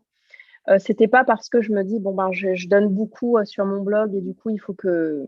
En fait, j'ai pas envie que ceux qui me contactent pour des consultations payent pour ceux qui lisent gratuitement mon blog. C'est juste ça. C'est juste parce que j'avais changé. À un moment donné, j'expliquais qu'au début, je faisais 1 heure et demie et je faisais tout dedans. Et qu'ensuite, j'ai choisi de revoir ma manière de faire mes. Voilà. Donc, j'ai Mhm. mis à jour mes tarifs à ce niveau-là. Et je ne sais pas si tu as déjà fait aussi Ah oui, d'ailleurs, on pourrait peut-être parler de ça. Mais si tu as fait un podcast sur la perception de l'argent en France. Dans le premier podcast qu'on a fait ensemble, je disais que j'avais grandi jusqu'à mes 15 ans à l'étranger. Et je trouve qu'en France, l'argent est un sujet qui est très tabou Mhm. et très mal vu, quoi. Moi, je sais que plusieurs fois, on m'a remercié de mettre à disposition gratuitement du contenu. Alors, je pense que les personnes n'étaient pas du tout mal intentionnées et que, enfin, vraiment, elles le pensent du fond du cœur et qu'elles sont bienveillantes et remplies de gratitude. Mais ça soulève aussi quelque chose qui, à mon avis, enfin, qui, moi, me titille quand même. Parce que c'est pas parce que quelque chose est sur Internet que ça doit être gratuit. Si quelque chose est sur Internet et que c'est payant, la personne, c'est pas le diable incarné, c'est pas je sais pas, elle n'a pas été vendue. Voilà. On peut très bien créer du contenu et toucher une rémunération sans que, enfin, en restant authentique et que ça soit OK, quoi. Et ça, c'est quelque chose qu'en France, qui est peu compris, je pense, et qui est vite jugé. Ah, absolument. Je referme Non, non, la mais petite c'est parenthèse. une parenthèse qui est ultra intéressante. Et c'est ce qui aussi mène à des casse-têtes chinois pour aussi définir ses tarifs. Au final, on n'ose pas. Mm, On n'ose pas mettre finalement, associer le prix à la valeur vraiment que l'on souhaite apporter. Parce qu'on a peur de passer pour la méchante, en fait, pour la mauvaise personne mm, qui se fait de l'argent sur le dos des autres. Non, clairement, c'est très compliqué, je trouve, de trouver sa place en termes de tarifs parce que ça soulève effectivement cette image liée à l'argent qui n'est pas ultra glorieuse, en tout cas en France. Je pense qu'on n'est pas le seul pays, mais effectivement, dans les pays anglophones, pour avoir vécu en Australie, il n'y a pas de. mm, D'ailleurs, les personnes dépensent. Elles gagnent plus d'argent, mais elles dépensent beaucoup plus. mm, mm, L'économie fonctionne beaucoup mieux en Australie qu'elle ne fonctionne en France, parce qu'il y a un cercle vertueux de l'économie, de la rémunération versus de la dépense. Qui est là, alors qu'en France, on épargne, on épargne, on épargne, et il ne faut absolument pas parler d'argent, ni de salaire, ni combien on gagne. C'est très compliqué, quoi. mm, mm, ouais, Effectivement. Et alors, quand on est dans un domaine du bien-être et que l'on fait payer ouais, pour la santé, ouh là là, là, on touche quelque chose de très sensible. mm, Ouais. ouais.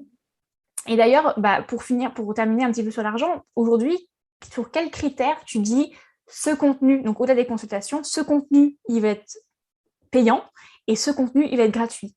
Pourquoi tes affiches, enfin, je ne sais pas si tu souhaites en parler, mais pourquoi tes affiches sont payantes alors que tes dossiers sont gratuits et pourquoi pas l'inverse, par exemple? Est-ce que pour toi, c'est vraiment comme ça ton cœur? Est-ce que c'est aussi derrière parce que c'est par rapport au coût que ça te représente de créer des affiches versus créer un dossier? Euh, Alors, enfin, en gros, dans mes articles ou mes dossiers où il y a des infographies, ça m'a forcément coûté de l'argent en plus de mon temps et de mon énergie parce que j'ai rémunéré ma graphiste. Euh, Après, ça reste un support, comment dire, une publication de blog. De nos jours, la très grande majorité des blogs restent avec des accès gratuits. J'ouvre une petite parenthèse. Ce week-end, je crois que c'est ce week-end, je suis tombée, mais complètement par hasard, sur le blog d'Eleanor Bridge. Avant, elle avait un blog qui s'appelait le blog de la méchante. Elle a créé un blog de mariage qui s'appelle Un beau jour, je crois, il y a plusieurs années. Et en fait, ça faisait très longtemps qu'elle avait arrêté d'écrire sur son blog principal, donc le blog de la méchante. Elle a créé son blog, enfin, c'est une des pionnières en termes de blogging en France. Et en fait, elle a créé un nouveau blog il y a très peu de temps, je crois, il y a quelques semaines ou quelques mois, qui est où les articles sont payants. Donc, elle a très bien expliqué pourquoi, son blog, il est très bien fait, etc. Mais si tu veux lire un article, c'est payant. Et elle explique pourquoi. Et moi, en tant que blogueuse, en tant que créatrice de contenu, je comprends complètement son choix et j'espère que son lectorat le comprendra également et du coup financera une partie de ses écritures. Je referme ma petite parenthèse. Donc, pour mes articles et mon blog, moi, j'ai fait le choix de conserver un peu cette norme aujourd'hui, en tout cas en France, qui est de l'accessibilité gratuite. Ça me permet aussi d'avoir une certaine visibilité, de pouvoir nourrir mon amour de la transmission et du partage. Comme tu disais tout à l'heure, c'est pour ceux qui n'ont pas les moyens de se payer une consultation, qui ne veulent pas ou qui ont peur ou pour je ne sais quelle raison, d'avoir quand même des petites fenêtres de bien-être, des petites pistes à investiguer au niveau de la naturo. Après, par exemple, les affiches, c'est pas pareil parce que c'est un produit qui va être pas, non virtuel. Donc, c'est des affiches qu'on va pouvoir toucher, afficher, etc. Et là, il y a ma graphiste, il y a les petits cartons, il y a le papier de soie dans lequel je vais emballer, le petit sticker, le petit tampon, les frais de la poste, l'imprimerie et tutti quanti, quoi. Donc, si je commence à donner ces affiches, là, rendez-vous en 2022 où je vais aller en prison parce que je vais avoir dépensé plein de sous et puis avoir pas beaucoup de rentrées et l'URSSAF et la CIPAV ne vont pas être très, très contentes, ni mon banquier. Absolument. Il faut trouver après son équilibre sur ce que l'on peut faire gratuitement et pas gratuitement. Ouais. Ok. Eh bien, écoute, pour terminer l'épisode, j'aimerais que l'on réouvre la fenêtre de la fameuse frustration et l'algorithme des réseaux sociaux, justement. Alors, cette partie-là, elle me plaît beaucoup parce qu'elle fait référence notamment à une IGTV que tu as faite sur Instagram, je crois, cet été, justement, qui a suivi la fermeture de ton précédent compte sur lequel tu avais quand même beaucoup d'abonnés et que tu as décidé tout de même de fermer pour en ouvrir un autre, donc de repartir finalement de zéro, entre guillemets, dans le sens où, oui, c'est de zéro sur Instagram, par contre, tu as déjà une communauté fidèle qui te suit et du coup, tu peux c'est un transfert d'abonnés, mais il n'empêche que ça met quand même du temps tu mets quand même du temps à retrouver tes abonnés. Donc, tu te dis toi-même geek, tu t'intéresses beaucoup aux algorithmes des différents canaux de communication et des réseaux sociaux. Et donc, comme je disais, tu as parlé des algorithmes d'Instagram et de Facebook récemment. Quelles sont pour toi les mises en garde par rapport justement à ces fameux algorithmes d'Instagram et de Facebook quand on est créateur de contenu? Et toi, comment tu te protèges face à ces algorithmes, justement? Malheureusement, on ne peut pas se protéger des algorithmes. Par contre, on peut essayer de se protéger soi-même de l'impact qu'ils ont sur nous. C'est-à-dire qu'on ne peut pas dire, non, là, je ne peux pas désactiver l'algorithme ou comme on peut désactiver ou activer plein d'options sur notre compte. Mais ça va être un travail d'éviter d'essayer de se protéger soi-même par rapport à cet impact. Par exemple, dans mon cas, ça va être la frustration. Donc, je fais un travail sur la frustration. Mais ça peut être un impact. Je ne sais pas à quel degré de conscience les personnes qui nous écoutent, le degré de conscience qu'ils ont par rapport aux réseaux sociaux. Mais il y a des impacts personnels sur l'estime de soi, par exemple, mental, émotionnel, professionnel. Donc, ça fait beaucoup d'impacts qui peuvent être soit positifs, soit négatifs. De nos jours, malheureusement, Instagram et Facebook ne font pas dans le social et font plutôt on appuie sur le bouton au maximum pour générer du chiffre. Et ils s'en fichent pas mal si ça a un impact négatif. D'ailleurs, je ne sais pas si tu as suivi, mais il y a quelques semaines, il y a je crois que c'est un journal américain qui a publié des révélations comme quoi Facebook était au courant. Enfin, il y avait des études, des statistiques qui avaient été faites, etc., de l'impact négatif sur leurs utilisateurs et qu'en fait, ils n'avaient rien fait pour essayer d'ajuster ça. Donc, concrètement, c'est concret, quoi. Ils s'en fichent vraiment royalement. Donc, voilà, première chose qu'on peut dire, on ne peut pas s'en protéger, mais on peut essayer de se préserver soi-même par rapport à l'impact que ça peut avoir sur nous. Le conseil que moi, je donnerais, qui est un peu à double tranchant, qui a un parti pris du coup un peu pas très objectif, c'est de ne pas peut-être tout centraliser sur les réseaux sociaux, mais d'essayer d'utiliser aussi un média qu'on peut davantage maîtriser, comme un blog par exemple. Pourquoi? Parce que les plateformes comme YouTube, Facebook, Instagram, TikTok, Snapchat et tutti quanti, ça ne nous appartient pas. Nous, on reste des utilisateurs. Par exemple, mon site ou mon blog, Le Chaudron Pastel, c'est moi qui l'ai. C'est mes noms de domaine, c'est moi qui maîtrise tout de bout en bout avec mon webmaster. Donc, je peux absolument tout faire à ce niveau-là. Alors, je ne peux pas tromper Google aussi et les moteurs de recherche, mais je suis beaucoup plus, on va dire, en maîtrise. Enfin, maîtrise, ce n'est pas le bon terme, mais je peux beaucoup plus modeler les choses. Tandis que Instagram, c'est lui qui modèle mon contenu, en fin de compte. Et moi, je ne peux pas grand-chose à ce niveau-là. Après, il y a plein, soi-disant, de conseils. Voilà, il faut poster tel nombre de trucs à telle heure, avec tel hashtag, avec truc, machin. On n'en finit plus. Après, ça devient un métier à part entière. Cet été, je m'étais payé une formation qui coûtait genre une cinquantaine d'euros, donc c'est pas grand-chose pour justement comment apprendre à mieux être sur Instagram ou je sais pas quoi. Et je m'étais dit, bon, ben, c'est pas très cher, je vais apprendre peut-être plein de choses et tout ça. Alors, il est vrai que j'ai appris certaines choses. Cette formation était vraiment super cool.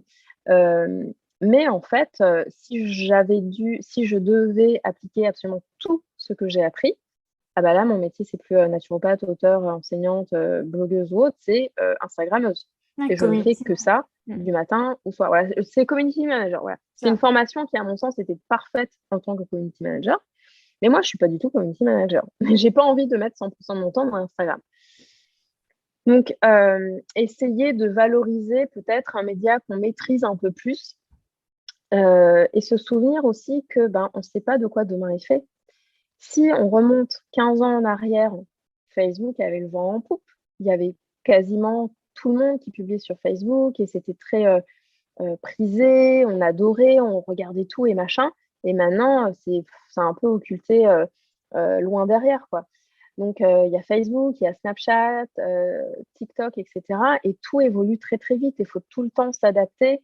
C'est hyper dur, en fait. C'est vraiment un métier. Et moi, je me demande si dans le futur, Instagram ne va pas finir par mourir, entre guillemets, sous le poids des changements qu'il opère en essayant de s'aligner avec plein de concurrents. Ils essayent de s'aligner avec YouTube, c'est comme ça qu'ils ont créé les IGTV. Ils essayent de s'aligner avec TikTok.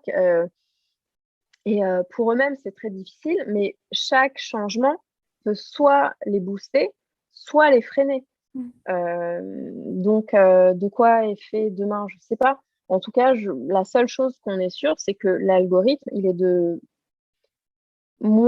valorise de moins en moins les créateurs.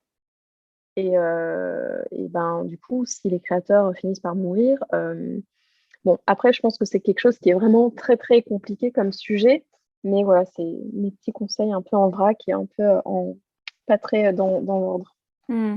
Justement, pour donner un peu de concret sur cette notion d'algorithme qui ne valorise pas vraiment les créateurs, tu as mentionné dans ton IGTV quelques chiffres qui étaient super intéressants, très parlants. Est-ce que tu t'en souviens justement sur le nombre d'engagements et le nombre de vues d'un post par rapport à ta communauté? Ouais. En fait, donc mon premier compte que j'ai effacé cet été, il avait 13 000 abonnés. Donc les abonnés, c'est des personnes qui ont été à un moment donné sur le compte d'une autre personne et qui ont cliqué sur OK, je veux être abonné à cette personne. Cependant, depuis quelques années, je ne sais plus trop combien de temps, mais depuis 3-4 ans, on peut être abonné à une personne et ne pas voir ses publications en la mettant en sourdine. Ce qui, selon moi, est une hérésie, mais ça, c'est un autre sujet. Donc voilà, il y a les abonnés, ensuite il y a la communauté. La communauté, c'est les personnes qui suivent réellement une personne. Donc, ils sont abonnés à la personne, mais qui la suivent activement, qui lisent tous ses posts, ou quasiment tous ses posts. Peut-être que tout le monde ne se connecte pas 3 fois par jour ou même tous les jours, mais qui suivent tes posts, qui suivent tes stories, qui suivent ce que tu crées. Ça, c'est la communauté. Généralement, la communauté, c'est peut-être la moitié, les trois quarts ou un quart, selon les personnes, le créateur, son ancienneté, etc. Mais c'est une petite partie des abonnés. Et ensuite vient le taux de conversion. Le taux de conversion, c'est alors je crois que c'est les likes, les commentaires, les enregistrements ou les envois. Par exemple, moi j'aime une publication, je vais l'envoyer à ma meilleure amie. Donc c'est ces quatre choses, ces quatre boutons. Et si je regarde quelque chose mais que je n'interagis pas avec, il n'y a pas de conversion qui sont faits. Les taux de conversion, il y a des stats qui montrent que plus on grandit et plus ça diminue le taux de conversion. Ce qui est un peu logique quelque part, parce que quelqu'un qui a 10 millions d'abonnés, bon, ben, ces 10 millions d'abonnés, ils se disent concrètement, elle ne va pas lire le mot que je vais écrire parce qu'elle a trop de mots et du coup, ça ne sert à rien. Et ils ont l'impression que s'ils like, ça n'a pas vraiment d'impact parce qu'elle a déjà tellement de likes ou je sais pas quoi que c'est pas très important. Tandis que les tout petits créateurs, généralement, le taux d'engagement en statistique, en pourcentage, est plus élevé. Donc voilà, après tout ça, ça reste des chiffres, mais c'est intéressant de comprendre ces mots, donc abonné, communauté, taux de conversion, pour comprendre concrètement ce que je crée. Est-ce que ça a un impact? Quel impact que ça a? Et de chiffrer cet impact. Et moi, je sais que même si mon nombre d'abonnés avait énormément augmenté de 2018, par exemple, à 2021, mon taux d'engagement, lui, a été divisé quasiment par deux. Et ça, c'est l'algorithme.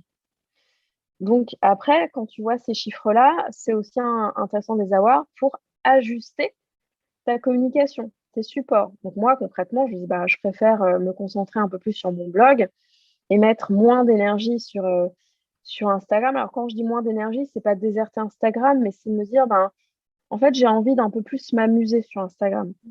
Un peu plus, je sais pas, poster des trucs légers, etc. Qu'avant, je pouvais passer une journée entière à préparer un post Instagram. Maintenant, concrètement, je le fais plus parce que c'est trop frustrant. Ok, merci pour ces précisions. Et si jamais ça vous intéresse, n'hésitez pas. Je sais pas, du coup, peut-être qu'elle est plus encore en ligne, ton IGTV. Non, elle est plus en ligne, malheureusement. Ces mots étaient du coup uniques. Et faites retour en arrière sur l'épisode si vous voulez comprendre tout ce qui a été dit. Mais en tout cas, on comprend la complexité effectivement des algorithmes et du fait que en tout cas, si je dois résumer tes conseils, c'est de ne pas tout miser sur les réseaux sociaux puisqu'on ne maîtrise pas finalement tout le contenu que l'on propose. Que si jamais on a la volonté de créer du contenu, peut-être qu'il vaut mieux le faire via un autre biais et que les réseaux sociaux doivent peut-être rester une vitrine, entre guillemets. C'est ça. Et un relais, voilà. Et que la frustration, au final, c'est quelque chose sur lequel on doit travailler, mais de se dire, finalement, si on crée un contenu, qu'on le crée avec le cœur, comme tu le fais, comme je le fais d'ailleurs pour les podcasts aussi, avec beaucoup d'envie, et que sur le moment, on prend énormément de plaisir, finalement, même si la portée de ce contenu n'est pas ce qu'on attendait, au final, le processus, le chemin, on l'a apprécié. Et là, je fais aussi un lien avec ce qu'on disait, c'est apprécier le cheminement, le processus de création aussi de n'importe quel projet, comme le projet de création de contenu, permet derrière de minimiser les éventuels impacts ou non-impacts que ça pourra avoir. Et se dire que même si ça sert à une personne, eh bien, c'est déjà énorme. C'est ça, c'est vrai. Eh bien, écoute, on arrive à la fin de l'épisode. J'ai quelques petites questions encore pour clôturer notre échange. Donc, on a bien compris que tu avais plein de casquettes et que finalement, la naturopathie, pour toi, tu la vis de manière vraiment diverse et variée et tu prends beaucoup de plaisir à faire différentes choses. On pourrait se dire aussi, voilà, elle doit être débordée. Concrètement, comment arrives-tu à préserver ton équilibre, à trouver un équilibre? Est-ce que c'est une organisation particulière que tu as mise en place pour essayer de mener à bien tous ces projets de vie professionnelle? Et puis derrière, effectivement, il y a toujours des projets personnels en plus qui s'y rajoutent. Et voilà, comment tu fais, toi, pour maintenir un équilibre de vie avec tout ce que tu fais? La première chose, en fait, les conseils que je pourrais donner aujourd'hui ne sont pas forcément les mêmes que j'aurais pu donner il y a 10 ans. quand quand je me suis lancée dans l'entrepreneuriat. Mais aujourd'hui, je dirais que la première chose, c'est de m'écouter, vraiment, comment je me sens aujourd'hui. Par exemple, des fois, je me liste des tâches à faire dans la semaine. Bon, des fois, j'ai des rendez-vous donc, avec une autre personne, donc ça, j'y touche pas. Que ce soit des consultations, des interviews, par exemple, ou même des rendez-vous perso. Ça, en général, j'y touche pas. Et ensuite, tout ce que je dois faire, moi, c'est malléable. Donc, si par exemple, un jour, je me dis, bon, ben, ce matin, je fais ça, ben, en fait, je suis fatiguée, ben, je vais aller me balader et puis je le ferai le soir à 18h ou je le ferai le lendemain matin ou à 15h, enfin, peu importe. Donc, je m'écoute. Ça, c'est la première chose. Je m'écoute en fonction de mes besoins et autres. Des fois, c'est aussi difficile hein, parce qu'on ne vit pas dans un monde de bisounours et des fois, on a des dates butoirs, des engagements et des choses comme ça. Donc, je m'écoute et je fais ce que je peux. Ne pas hésiter à se faire aider et accompagner. On est thérapeute et il me semble important de pouvoir être également soi-même aidé, accompagné. Donc aujourd'hui, là, en octobre 2021, j'ai une psychologue et j'ai une coach, donc vie pro et perso. Et ça m'aide à grandir, à apprendre sur moi, sur comment je gère mon entreprise, sur plein de choses. Et quelque chose aussi qui fait partie de ma vie un peu depuis 10 ans. Moi, j'aime bien penser que ça m'aide. Après, est-ce que ça a un effet placebo ou pas, je ne sais pas. Mais je crois qu'il ne s'est pas passé plus d'une semaine en 10 ans sans que je me prenne de super aliments. Donc, je les change régulièrement, je fais des pauses, je fais des cures. Il y en a que je pense sur le long terme et autres. Mais eux, ils vont beaucoup m'aider de plusieurs manières différentes sur la fatigue, sur l'émotionnel, sur la digestion, sur plein de choses. Ok. On sent la petite touche naturo à la fin. Ouais. Et d'ailleurs, tu as fait un livre sur les super aliments récemment. Oui, c'est mon deuxième livre qui est sorti dans 3 jours. Dans 2 jours, ça fera un mois qu'il est né. Super. Tout à fait. Je mettrai le lien d'ailleurs, si ça intéresse certaines personnes de venir trouver leur équilibre grâce aux super aliments, retrouver un peu plus leur vitalité. Et bien pour terminer le podcast, j'aimerais que tu nous partages si tu en as quelques ressources, lectures, vidéos, podcasts, coup de cœur concernant peut-être la naturopathie ou même l'entrepreneuriat, l'infoprenariat, ou la connaissance des médias, voilà, des choses qui sont en lien avec les sujets qu'on a pu aborder aujourd'hui. J'ai noté, moi, de mon côté, le fameux livre Big Magic que tu as mentionné au cours de la conversation. Est-ce que tu as d'autres ressources autour de ces sujets-là à nous partager? Eh bien, ça va peut-être étonner, mais en fait, j'écoute très peu de podcasts ou de vidéos sur ces sujets. J'ai l'impression de les vivre tellement au quotidien que quand j'ai du temps pour écouter ou regarder des choses, j'ai envie que ce soit d'autres thématiques.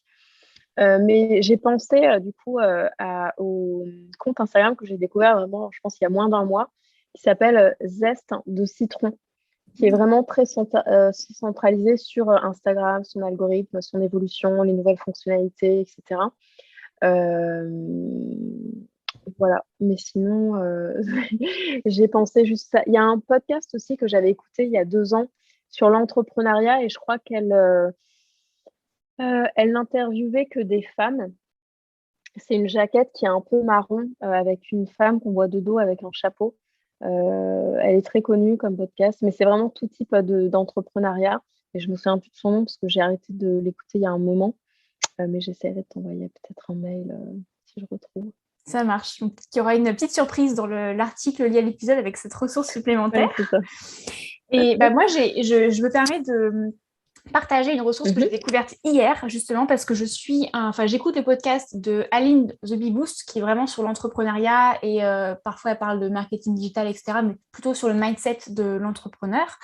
Et hier, elle avait invité sur le podcast, pas hier, mais sur l'épisode d'hier, une personne qui s'appelle Laure, qui a une entreprise qui s'appelle Maslow Boîte, et elles ont parlé toutes les deux du fameux slow entrepreneuriat, Et comme on pourrait avoir la slow food, la slow cosmétique, etc. Et elle expliquait, c'est très intéressant parce qu'elle expliquait la notion de slow, pas dans le sens où il faut absolument ralentir, mais plutôt un mindset de moins mais mieux, comme on pourrait aussi l'avoir dans l'alimentation. Et aussi trouver quelles sont vraiment nos ressources et comment identifier nos ressources pour justement faire ce moins mais mieux. Voilà, je ne peux pas résumer l'épisode en une seule phrase, mais en tout cas, personnellement, je me suis abonnée à son compte Instagram qui s'appelle donc Maslowboîte, si ça vous intéresse.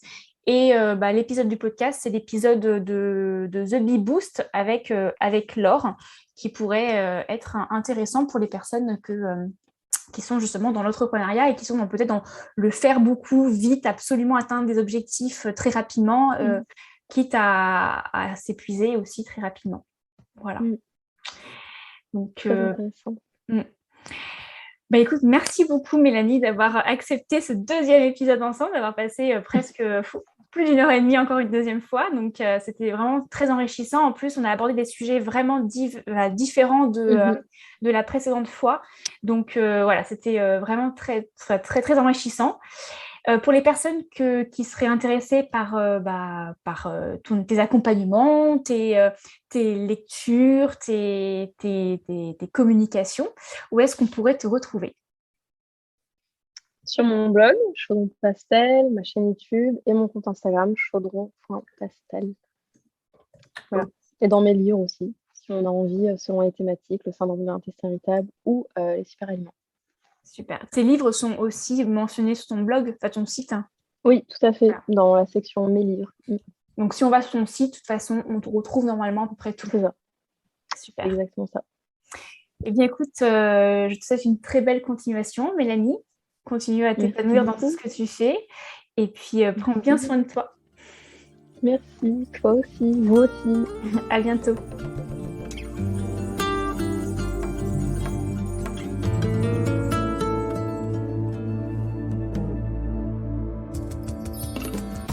Je te remercie de nous avoir écoutés jusqu'à la fin de cet épisode. J'espère que mon échange avec Mélanie aura pu t'aider à en savoir plus sur le monde de l'infoprenariat en santé naturelle, mais également les coulisses et tout ce qui se cache derrière. Comme tu as pu le voir, créer du contenu est un métier à part entière, qui est passionnant, mais qui nécessite de l'investissement personnel en temps, en argent et surtout en énergie et persévérance.